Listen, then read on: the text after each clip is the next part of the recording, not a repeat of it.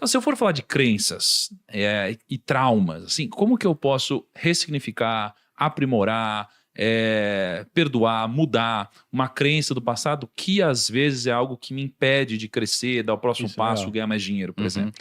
A gente, dentro da psicologia, de uma maneira geral, essas crenças que você citou, elas têm dois nomes diferentes que dizem mais ou menos a mesma coisa, dependendo da perspectiva epistemológica que você for estudar a questão. Tem uma que a gente chama de crenças centrais, que são padrões fixos de comportamento que você desenvolve durante a sua vida devido à sua interação com o ambiente, com a sua história pregressa e como as pessoas... Por exemplo, você pode ter uma crença de desamor. O que é isso? Muito comum em pacientes com depressão. Crença de desamor, crença de incapacidade, crença de insuficiência. No ensino fundamental, você sofreu bullying. Bullying, seus pais se separaram, não sei o que, o seu irmão não dava bola pra você, alguma coisa assim. No ensino médio, você tinha uma namoradinha e descobriu que ela te traía um tempão com o cara da escola X lá, que era descolado, e você passou ali de corno na frente de todos os seus colegas e tal. Mais uma moedinha dentro desse sistema de crença.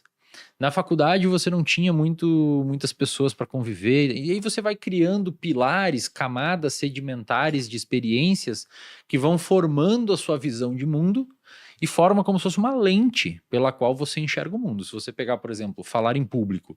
Falar em público é uma situação específica. Tem pessoas que enxergam a mesma situação de forma distinta. Você enxerga de um jeito, uma oportunidade de falar em público, vou lá. Ele enxerga de outra, eu não tenho muito problema, eu vou fazer. O outro, não, pelo amor de Deus, e o outro nem ferrando que eu falo em público. Então, a situação em si, ela não tem poder de alterar a emocionalidade de uma pessoa. Depende da forma como essa pessoa enxerga essa situação. E a forma como essa pessoa enxerga essa situação é pautada e fundamentada por essas crenças centrais, que podem também ser chamadas de comportamento regido por regras, que é um outro tipo de nome, mas basicamente para a mesma coisa. As crenças centrais, Thiago, o manejo delas clínico ou o manejo do paciente é basicamente por meio de exposição. Então, cara, se você não consegue falar em público, se você tem dificuldade de lidar com ganhar dinheiro, etc., é você criar um contexto onde ofereça a essa pessoa provas finais de que aquela situação que ela teme não é nociva. Então, o cara tem medo de falar em público, a estratégia padrão ouro para conseguir manejar isso é expor o cara e falar em público. Tipo, num ambiente controlado. Num ambiente controlado. Sei lá, ele levanta no jantar com a família dele e sempre faz um discurso. Exato, isso. E começa sempre em nível hierárquico pequeno.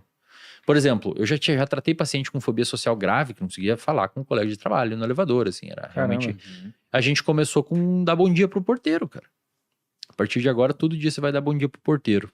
Na próxima semana você vai falar com o caixa do supermercado.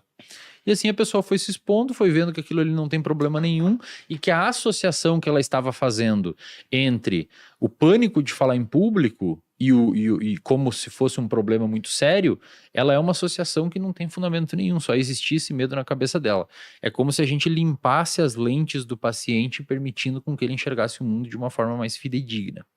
É tipo meio que mostrar pra ele que não tem problema nenhum. Exato. Esse hoje é o padrão ouro, cara, que a ciência mostra para lidar com crenças centrais e principalmente, né, nesse caso não seriam necessariamente crenças centrais, mas esses comportamentos fóbicos.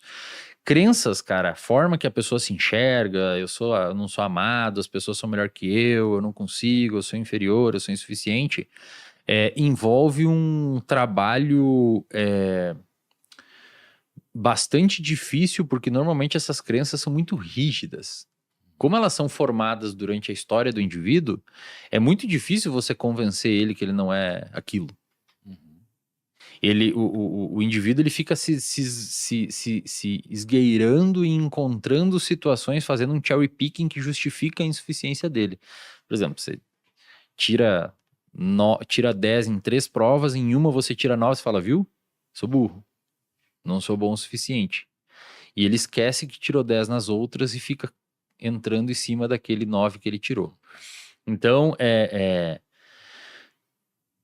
interessante se fazer um trabalho nesse sentido de ressignificação da forma como esse indivíduo interpreta o mundo E principalmente, de preferência, expondo ele a situações que coloca contra aquilo que ele imagina ser verdade. Cara.